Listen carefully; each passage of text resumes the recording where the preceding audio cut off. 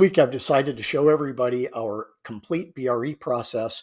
Now we're going to show this using HubSpot. If you're using another CRM system, you use SurveyMonkey, things like that, you can do it with other systems. But we're going to show you how we do it in one system with HubSpot next week. So here's what we're going to cover. Number one, we're going to show you company profiles from your local companies.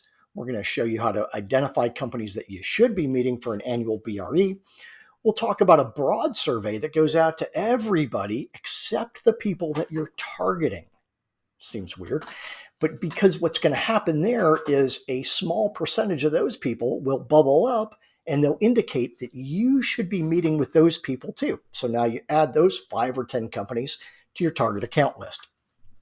Then we're going to show you how you market BRE to those companies, get them excited. They go to a landing page, they fill out a form, and then you're going to get a BRE ticket created that tells you a little bit about what they want to talk about. It's all about listening and setting the expectations for the meeting. Then we're going to show you how we capture the data and report on the BRE experience.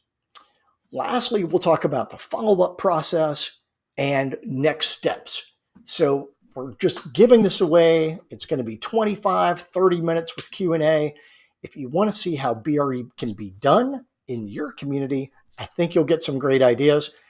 Steal whatever I give you, take it, use our software, use somebody else's software. I don't care. We feel like we've got a great BRE process that's complete, so we might as well share it with the world.